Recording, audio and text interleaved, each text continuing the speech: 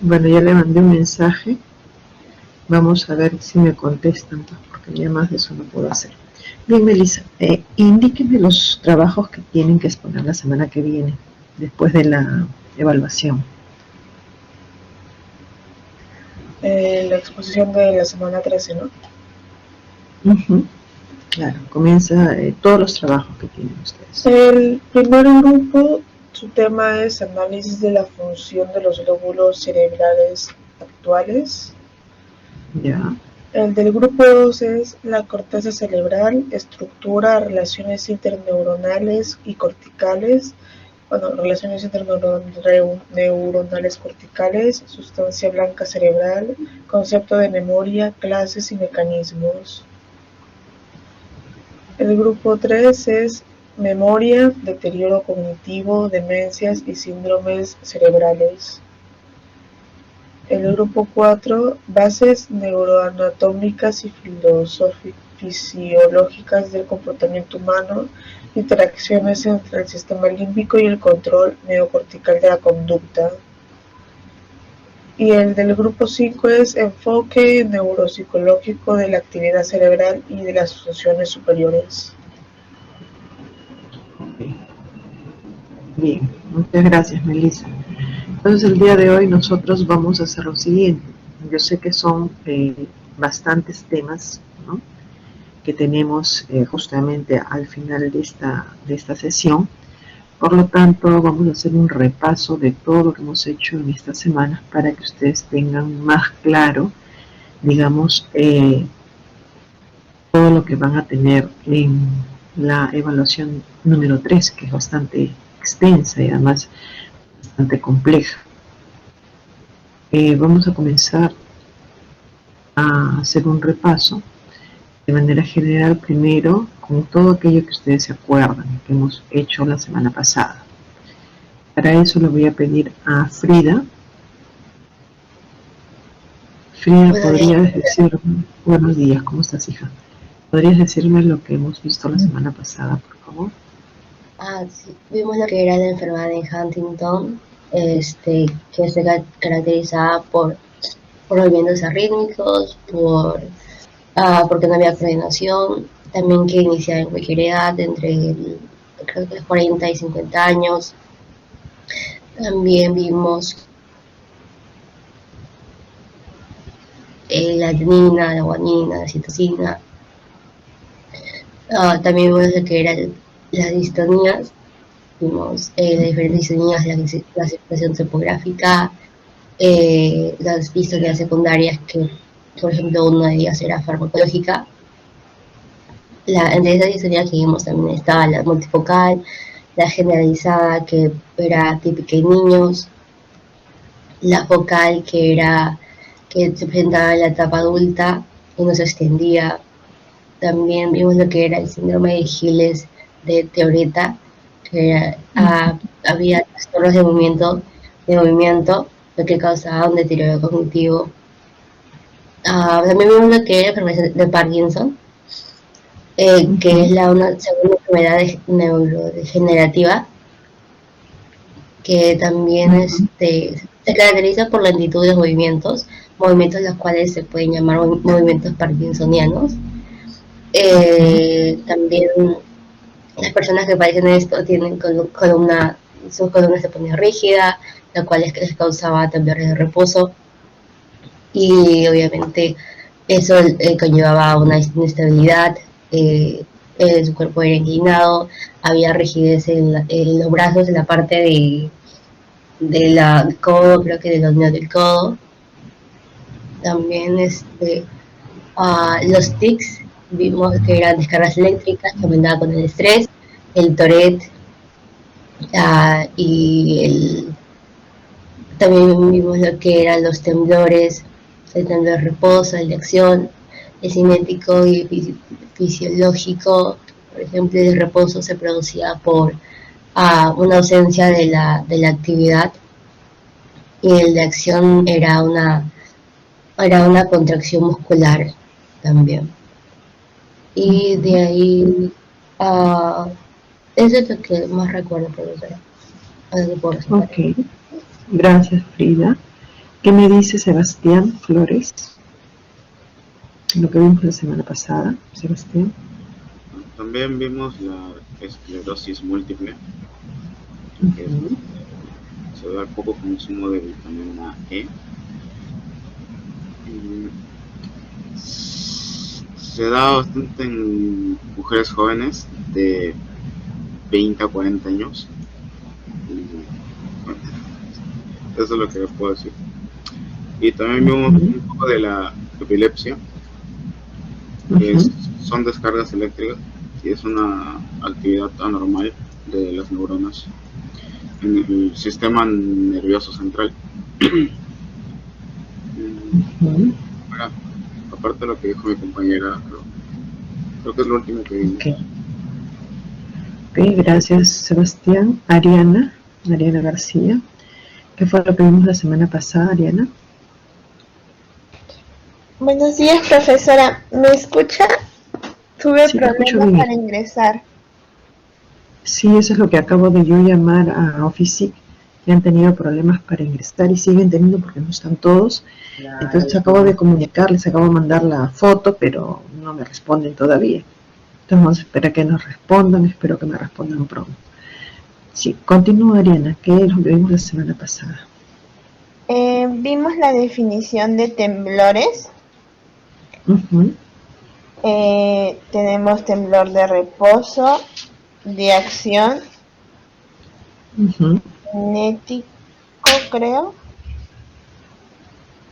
fisiológico y esencial. Con la definición de temblores también pudimos tener la definición de distonía.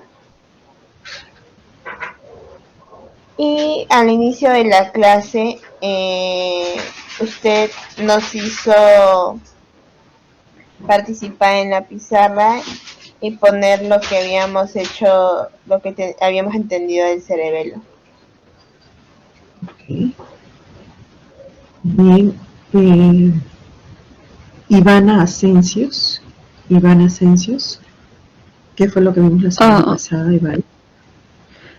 Bueno, vimos lo que son como ya mencioné mis compañeras, las lesiones cerebelosas, que era la secuela de Huntington, que tenía una evolución lenta y era de carácter hereditario.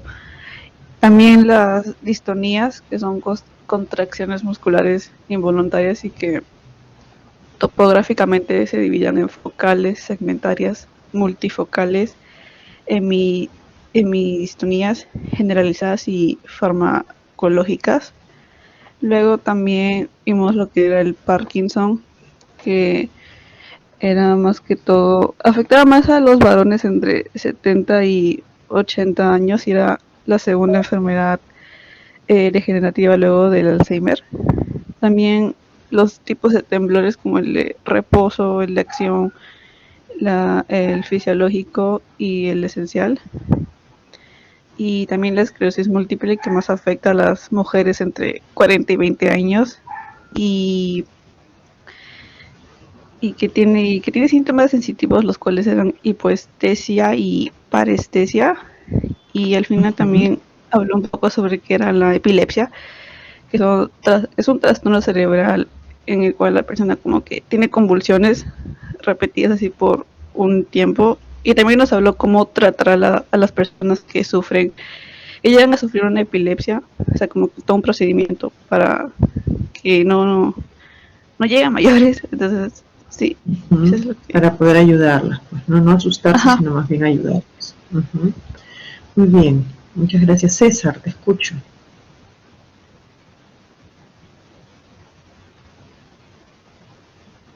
César, te escucho. ¿Has alzado tu manito, César? Sí, hijo. La enfermedad de Huntington, ¿qué más entre los 40 a 50 años? Que puede ser un carácter hereditario, que también tiene un gen llamado DS1 y presenta También presenta distonía,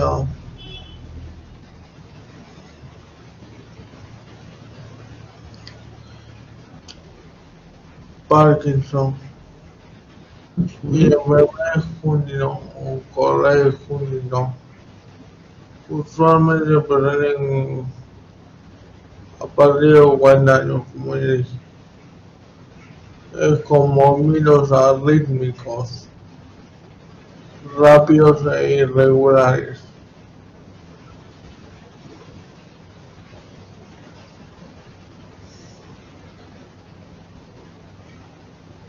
que afectan a cualquier parte del cuerpo. Se simboliza como EH.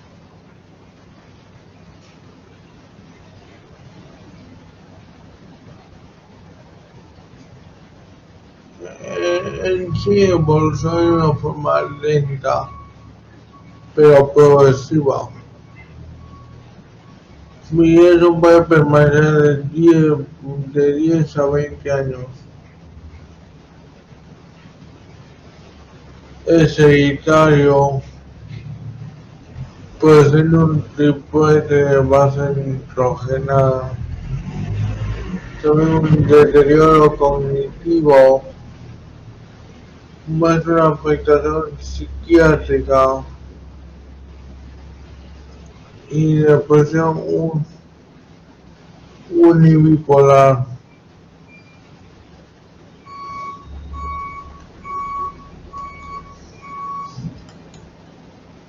Una más recuerdo eso. Ok, muchas gracias César. Camila, te escucho. Bueno, sí, profesora, lo que hablaron los demás compañeros de que la enfermedad de Huntington también hace referencia a los movimientos arrítmicos, movimientos rápidos, también y coordinados. Bueno, también se va evolucionando de manera lenta y progresiva y esta puede permanecer en la persona de 10, 20 y 25 años. También pues mencionaron que va a ser un gen dominante y este va a producir de que este sea hereditario.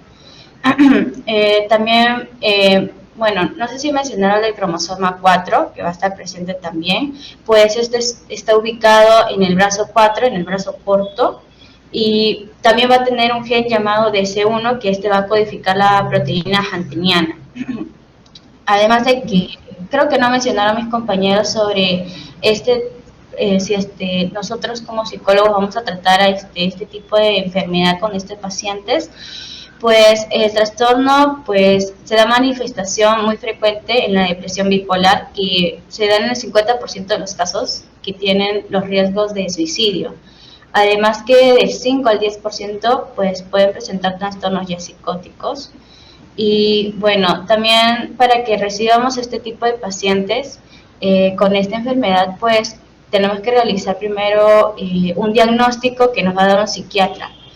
Pues esta es la aproximación que vamos a realizar asociado a toda la enfermedad clínica y bueno, a la presencia de las alteraciones que van a estar descritas en el historial clínico también. Y recordemos que el paciente pues va a tener una carga genética y va a estar también presente el triplete, el CAG, y va a tener 40 repeticiones que va a estar a lo largo del genoma y bueno, si mal no recuerdo va a presentar trastornos psicóticos. Y también para el tratamiento que va a tener el comportamiento del paciente, el trastorno va a ir aumentando conforme la enfermedad vaya evolucionando y además debe tener un apoyo fundamental de la familia más que todo. Y bueno, como bien sabemos la vez pasada también hemos dicho que la enfermedad de Huntington se simboliza como EH y también es conocida como es una enfermedad grave y rara, neurológica, hereditaria y degenerativa. Y bueno, eso es lo que yo recuerdo, profesora. Ok, muchas gracias Camila. María Fernanda Castro. María Fernanda Castro, que vivimos la semana pasada. Ok,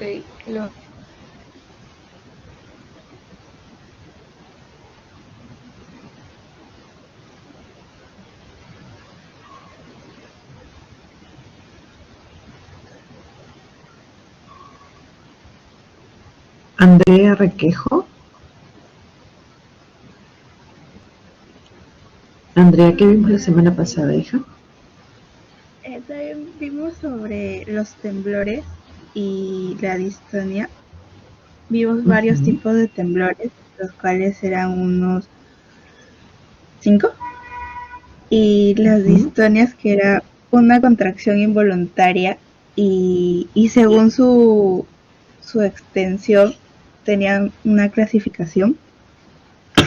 Y según su etiología también se clasificaban en idiopáticas o secundarias. También vimos sobre la enfermedad de Corea, no, de Huntington.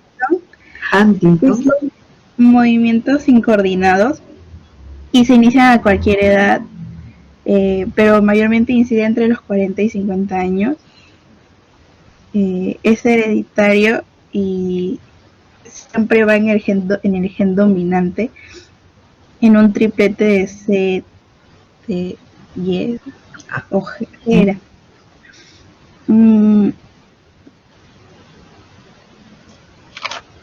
Y también vimos, nos habló así un poco del Parkinson, que es la segunda enfermedad degenerativa muy aparte del Alzheimer, y afecta mayormente a los varones.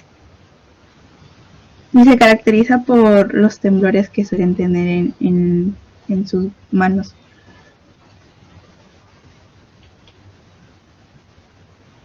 Okay. Melissa se ausentó bastante, ¿no? ¿Quién más fue? Alison Quispe.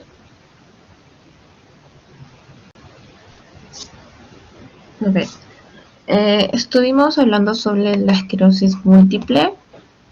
Se da entre personas de 20 y 30 años, más que todo a mujeres. Daña el sistema nervioso central. Ataca la cubierta protectora de las células del cerebro, en el nervio óptico y la médula espinal.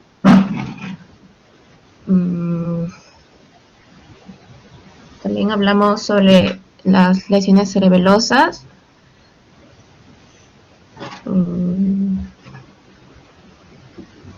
Nos dijo que las funciones cognitivas, el lenguaje y la emocionalidad están conectadas directamente con el cerebelo.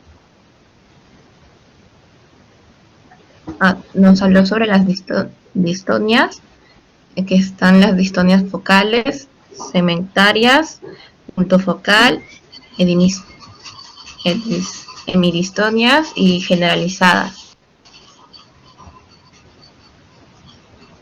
Y eso es lo que me acuerdo, profesora. Ok. Kevin Valentín. Kevin. ¿Qué vimos la semana pasada, Kevin?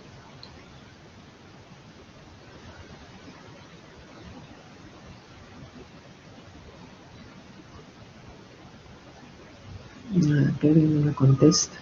Buenos días, profesora. Kevin, te escucho. ¿Cómo estás, hijo? ¿Qué vimos la semana pasada, hijo? Hemos visto acerca de la enfermedad de Huntington, que tiene más incidencia entre los 40 y 50 años. Es una evolución lenta y progresiva que que puede durar 10 a 20 años. Es básicamente hereditario en los tripletes CAG. Se caracteriza por una atrofia del núcleo caudado. Después también hemos hablado de la distonia, que son contracciones musculares involuntarias, así como desviaciones en el área corporal. Se pueden clasificar en idiopáticas y secundarias. También hemos hablado de la enfermedad de Parkinson, que es la segunda enfermedad degenerativa con mayor incidencia después del Alzheimer, y afecta mayormente a hombres entre 70 y 80 años. También hemos hablado de la anemia ferropénica, que son temblores en las piernas.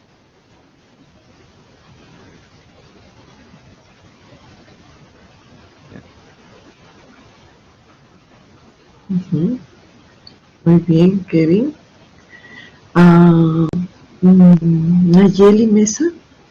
Nayeli, Sí, te escucho. profesora.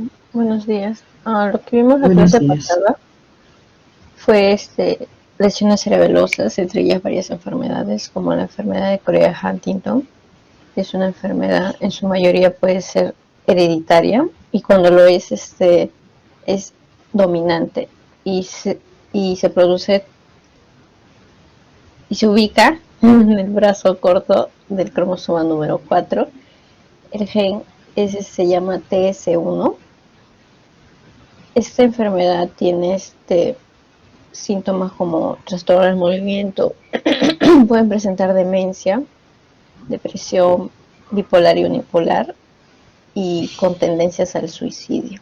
También vimos el síndrome de Gilles de Tauret, que pueden presentar coprolalia o ecolalia. También nos definió qué es el TIC, que son descargas eléctricas que aumentan con el estrés, y nos mencionó de un síndrome de las piernas inquietas. También hablamos de diferentes temblores, como el temblor de reposo, de acción, esencial y fisiológico. Y por último nos mencionó la esclerosis múltiple, que ya habíamos visto esa enfermedad. Bueno, pero esta enfermedad es más común en etnias caucásicas y en mujeres.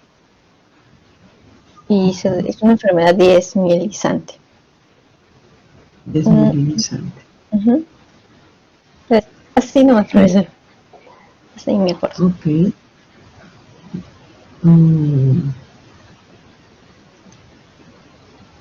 A ver, ¿quién me falta? Yanela Vargas. Sí, profesora. ¿Hicimos la semana pasada? Sí. ¿Qué fue lo que hicimos la semana pasada, dijo? Estuvimos hablando, primero hicimos un repaso de los temas anteriores y después hablamos sobre la enfermedad de Huntington, que se presenta a partir de los 40 años, que iba evolucionando de una manera lenta pero progresiva, que iba en un futuro a presentar carácter hereditario. Sus características eran la atrofilia en el núcleo del candado, la atrofilia en la cabeza de ambos núcleos, que provocaban una dilatación. También hablamos acerca de la distonia, que es una contracción muscular involuntaria que se desvía en el área corporal. Hablamos un poco, o se vio el Parkinson, que es la segunda enfermedad degenerativa luego del Alzheimer. Y creo que también acerca de la anemia disociativa. Ferropénica. Ferropénica. Ok. Muy bien, entonces nosotros hemos visto, de acuerdo a todo lo que ustedes han mencionado y nosotros lo que hemos hecho, hemos visto diferentes enfermedades que pueden causar algunos trastornos. Entonces vamos a generalizar algunas ideas, por ejemplo, con respecto a la esclerosis múltiple, ¿no? Vamos a decir que afecta fundamentalmente a las mujeres jóvenes, ¿no es cierto? Y que la causa más frecuente es la discapacidad neurológica en adultos jóvenes, ¿no? Entonces hay que tener muy en cuenta que podemos recibir este tipo de pacientes. Además, va a producirse una reacción inmunológica contra los oligodendrocitos, que son las células formadoras de mielina a nivel del sistema nervioso central, ¿no es cierto? Y nunca va a afectar al sistema nervioso periférico. Un segundito, creo que me han contestado de visita, por el motivo que ustedes no ingresaron a la clase.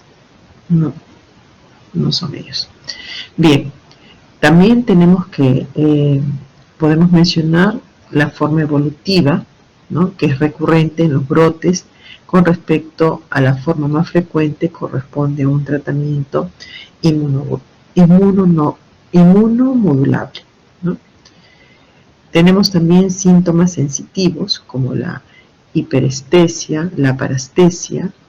Son básicamente la clínica de presentación frecuente cuando se da esta enfermedad, ¿no? ¿Qué más podemos decir? Que se van a detectar pues un tratamiento sintomático al momento que se da el brote, que se realiza con ese tratamiento. Normalmente se le aplica corticoides en altas dosis. Entonces las personas que van a recibir esto, normalmente ustedes las van a ver un poquito hinchadas, ¿no? Y es producto del corticoide. Ahora, el corticoide lo da el médico y hay que saberlo dar y hay que saberlo quitar en las dosis adecuadas, ¿no?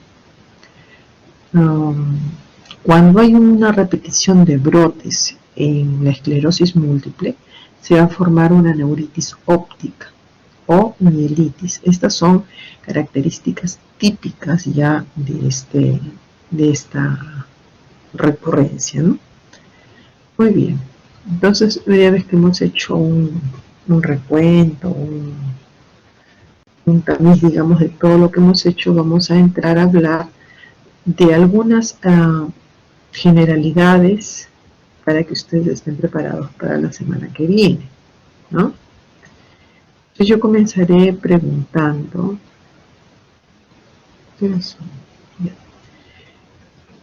Vamos a hacer una cosa. Yo les voy a dar 5 minutos para que repasen las semanas. No, sí, pues sí, 5 minutos, a ver. Van a repasar la semana 9, 10, los temas que hemos hecho en la semana 9 y 10. Y voy a comenzar a hacer un sondeo. Voy a explicar algunas cosas adicionales y vamos a comenzar a hacer sondeos sobre los temas, porque esta parte básicamente es un poco más pesadita. ¿Ok? ¿De acuerdo? ¿Ustedes están de acuerdo que dice Melissa que se ausentó toda la clase?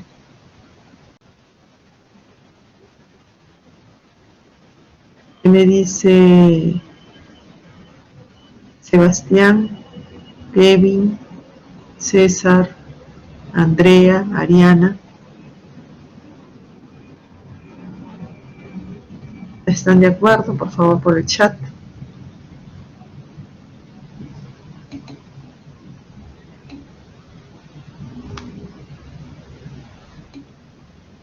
Ok, entonces van a tener unos 5 minutitos para dar una miradita y luego para hacer el repaso respectivo. ¿Ok?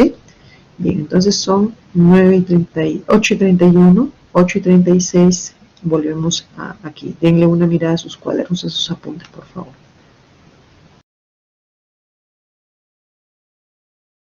Listo, chicos. Muy bien. Entonces, un poco que nosotros vamos a referirnos ahora a una enfermedad que no hemos tocado. Y esa enfermedad es la precaución de los defectos del tubo neural. Y para ello se da ácido fólico. Entonces, cuando están las mujeres gestando, el desarrollo y el cierre del tubo neural es muy importante. ¿Por qué es muy importante? Porque este tubo neural va a permitir justamente que se forme la columna, ¿ok? Entonces, ¿qué va a pasar? Ese tubo neural normalmente debe de completarse el cierre a los 28 días. En términos ya más prácticos, significa que los defectos del tubo neural que han ocurrido mucho más antes de que las mujeres sepan que están embarazadas, entonces podría generar pues un problema, ¿no es cierto? Entonces, hay muchos factores ambientales y sobre todo genéticos que van a tener una incidencia en este defecto del tubo neural. El mayor riesgo de los defectos que se encuentran en el tubo neural son justamente los asociados a factores socioeconómicos, porque las mujeres no pueden tener una nutrición adecuada, ¿ok? Entonces, ¿dónde encontramos el ácido fólico? El ácido fólico lo vamos a encontrar en las menestras, en los frijoles, en los garbanzos, en los pallares, ¿no? Entonces, en muchos de estos productos que nosotros consumimos diariamente. Pero cuando no hay una buena nutrición, entonces ahí comienza el problema. Se ha demostrado que la incidencia, el cierre del tubo neural es muy recurrente, o sea, reduce significativamente el que tengan problemas socioeconómicos a que se dé esta enfermedad, ¿no es cierto? Entonces, se pide que las mujeres embarazadas tomen ácido fólico frecuentemente durante el embarazo, ¿no? Y aquellas que no lo hacen, entonces corren riesgo a tener que sus niños tengan problemas en el tubo neural. Entonces, debemos tener en cuenta esto para que todas aquellas madres futuras gestantes sepan que el cierre del tubo neural es muy importante, ¿no? Y al momento de quedar embarazada, como mínimo deben de consumir 400 microgramos de ácido fólico diario. No es un suplemento vitamínico que se le da a las mujeres durante el tratamiento de la gestación.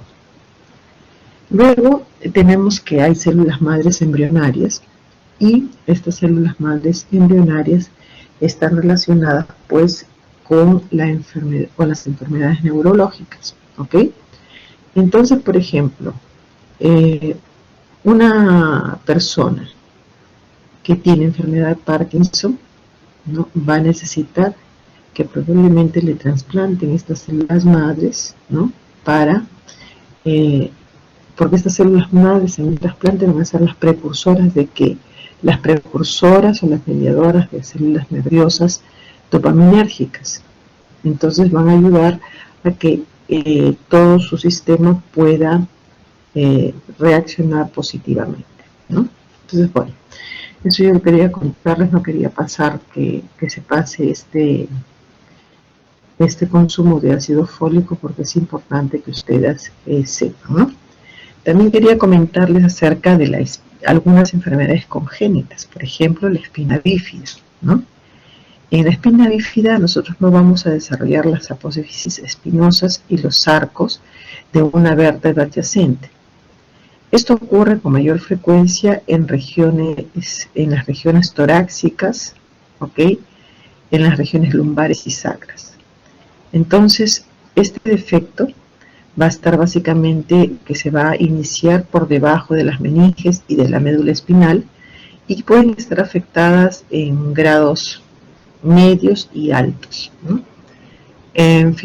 Al final es la falta del mesénquima que crece en el tubo neural y del ectodermo, ¿no?, que es la parte superficial sobre los arcos vertebrales en esa región afectada.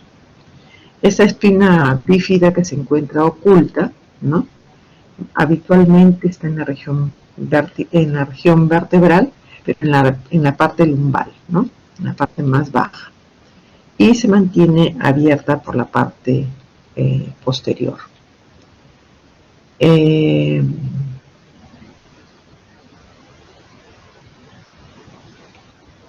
Yo creo que eso es lo que quería yo contarles acerca de la espina bífida. Ustedes van a exponer, entonces van a tener que tocar varias de estas enfermedades, por eso no quiero yo abarcar más de eso. Bien, entonces vamos a ir ahora con nuestra pizarra a hablar un poquito de todo lo que hemos visto en la clase 11 y en la clase 9-10, ¿no es cierto?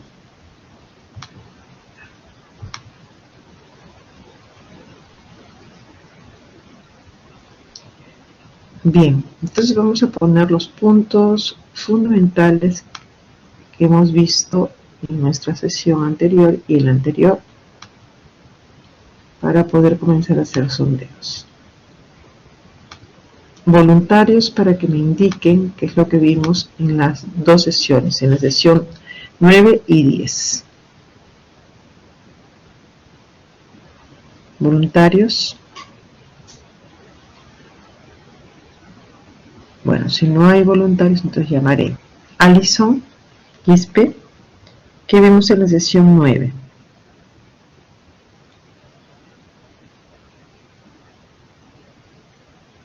¿Me escuchan, chicos?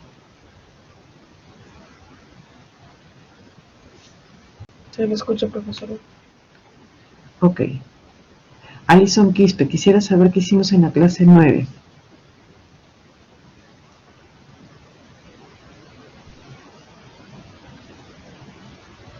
Andrea Requejo, que vimos en la clase 9, hija. Vimos acerca del cerebelo, nos enseñó unas imágenes y también un cuadro en el cual estaba las localizaciones y los núcleos. Y el sistema, el sistema vestibulocochlear. Coclear. Y para eso necesitamos recordar los pares craneales, ¿cierto? Sí.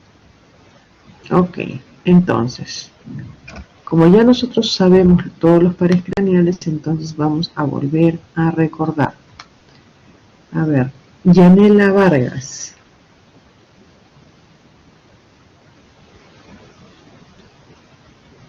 Enciende tu micro, por favor, Yanela. ¿Me escucha, profesora? No se me escuchaba, Te creo.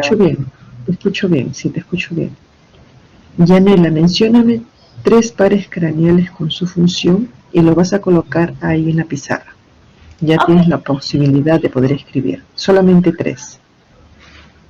Ok. No se puede... Ahora sí se puede escribir. Sí se puede escribir.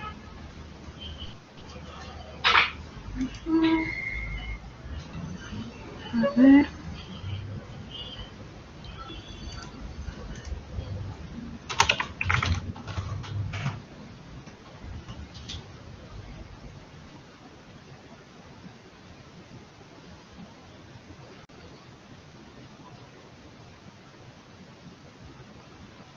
Ok, Camila Paz.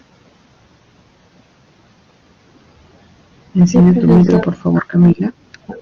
Sí, Yanela va a escribir 3 pares craneales y tú me vas a decir 3 pares craneales que te aportes con su función.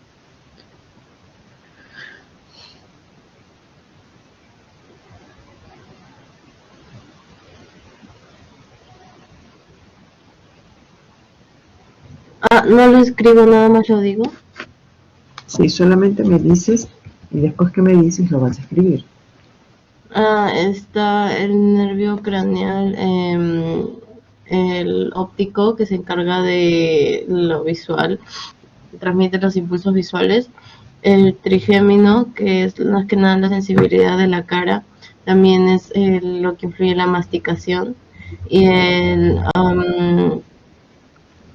patético, que son los músculos del óculo, músculos oculomotores.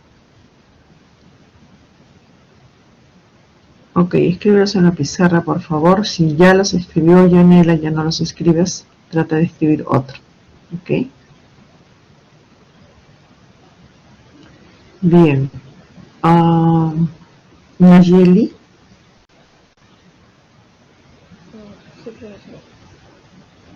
Nayeli, ¿tú te acuerdas en cuántos hemisferios se dividía el cerebelo? El cerebelo, ¿en 2?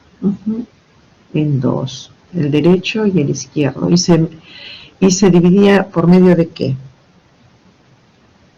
¿Qué estructura lo separaba? ¿El vermis?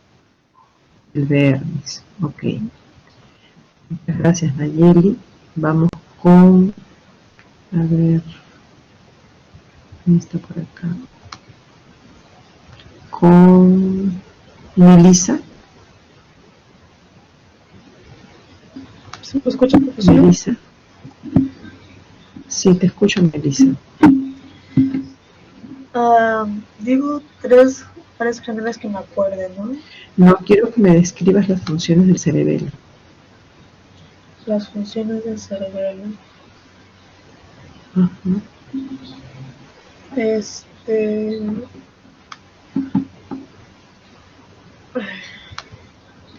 Bueno, en cuanto a las funciones del cerebelo,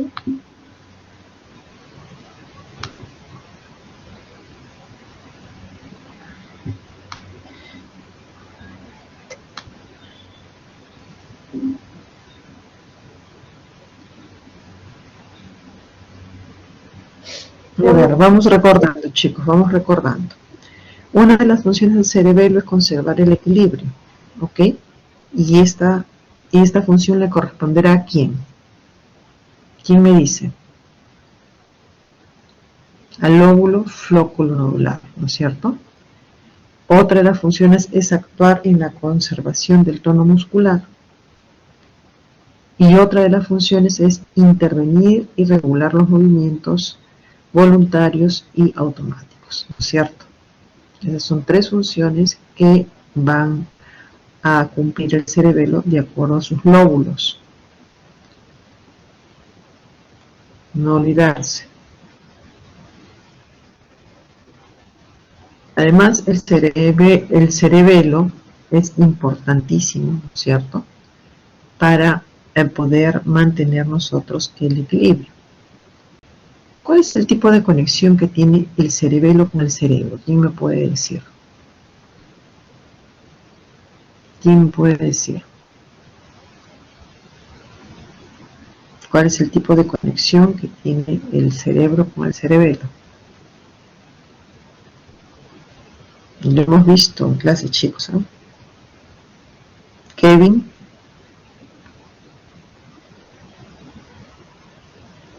Sebastián.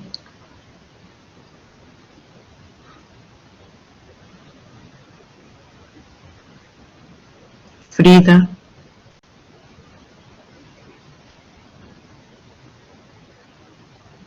Les voy a hacer recordar entonces. La conexión son los tres pedúnculos, pues. El pedúnculo cerebeloso superior, el pedúnculo cerebeloso medio y el pedúnculo cerebeloso inferior. El superior porque son fibras motoras que provienen justamente de esos núcleos centrales del cerebro hasta el tallo, que van hasta el tallo cerebral. Los pedúnculos cerebelosos medio porque son la parte más gruesa de los tres pedúnculos que conectan justamente hacia la protuberancia anular, ¿no?, con ese neocerebelo. Y finalmente el pedúnculo cerebeloso inferior porque relaciona la médula espinal con el bulbo raquídeo. ¿Ok? No se vayan a olvidar de eso. A ver, ¿qué encontramos nosotros evolutivamente en el cerebelo? ¿Qué encontramos? Encontramos. Eso les digo un cuadrito. El lóbulo flóculo nodular, que va a corresponder justamente al área más primitiva del cerebro. Encontramos al lóbulo anterior, que es el lóbulo en evolución, el segundo lóbulo en evolución, y encontramos al lóbulo posterior. Y ese lóbulo posterior es la evolución del cerebelo, ¿no?, más reciente. ¿Qué más podemos decir? ¿Quién me puede hablar acerca de los núcleos del cerebelo?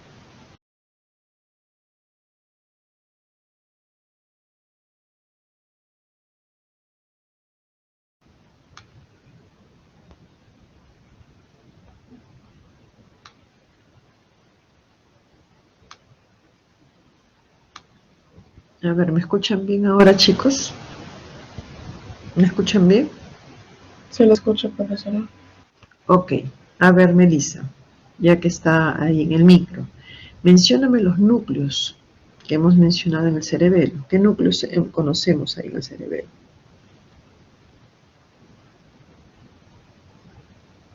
Voluntarios, chicos. ¿Nadie, ninguno de ustedes recuerda los núcleos? Hemos visto con bastante frecuencia eso. A ver, María Fernanda Castro, ¿te escucho? El fastigio, Ok, el núcleo del fastigio, ¿qué más? el dentado y Ok, ¿qué emboliforme. más? Claro, el fastigio, el dentado, el emboliforme. ¿Quién más? Alzó la manito. César, me parece. ¿Quién más alzó la manito? Y faltaba el globoso, ¿no? ¿Quién me puede describir esos núcleos? ¿Cómo eran? ¿Cómo eran esos núcleos? ¿Se acuerdan? Profesora, del núcleo fastigio, creo que la función era el equilibrio. Claro, la función era el equilibrio. ¿Y el globoso? Creo que era del tono postural. No recuerdo mucho, pero esa es la parte.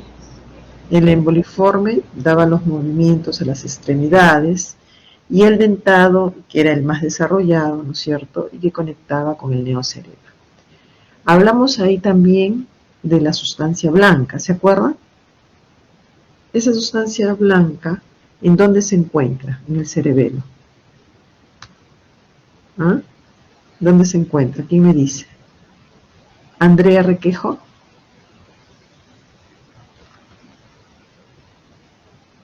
¿Dónde se encuentra la sustancia blanca, Andrea?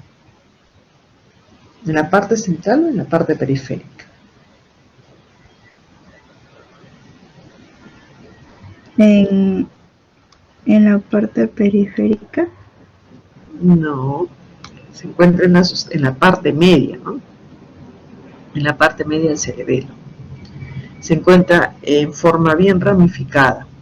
Entonces, por esa razón se le llamaba árbol de la vida. ¿Se acuerdan? Cosa que ustedes se tienen que acordar.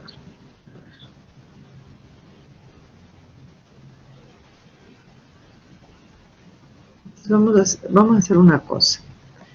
Ustedes van a colocar en la pizarra, primeramente me van a colocar, a ver, uno de los voluntarios va a colocar acá 3 pares craneales más, aparte de lo que ya han colocado sus compañeras, que va a ser Camila Paz. Complétame todos los pares craneales con su función.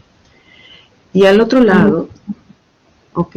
Y al otro lado vamos a hablar acerca del cerebelo, para recordar un poquito. A ver, va Camila Mariano, Camila Mel, va Camila, no, va Ariana García y va Ivana Ascensios. Ya van a hablar acerca del cerebelo, más Kevin. Entonces, en la otra pizarra, por favor, van ayudando a que vayan completando la pizarra. El resto va estudiando porque voy a comenzar a hacer sondeo. Entonces, en el sondeo ustedes van a encontrar diversas preguntas, pero la idea es que no vean sus apuntes, ¿no? La idea del sondeo es que ustedes respondan por sus conocimientos. Para ello yo les voy a dar unos 10 minutitos para que puedan repasar y luego entrar al sondeo, pero sin mirar. Esa es la idea. Pueden comenzar, chicos, a escribir en la pizarra y el resto mientras vaya repasando.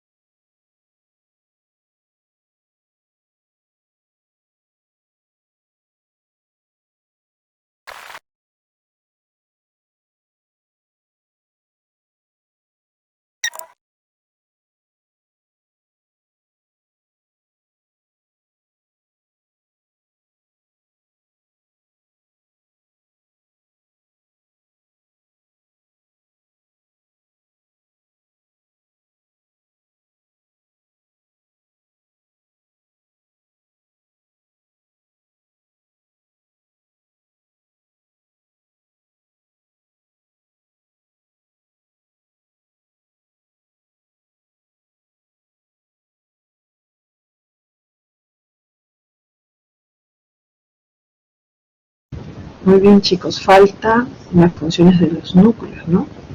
Del embeliforme, del globoso y del dentado.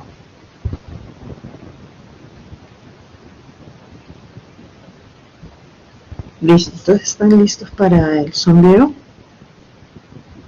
Todavía, ¿me avisan? ¿Qué me dice Melissa? Puede consultar por el WhatsApp a los chicos si ya están listos para el sondeo.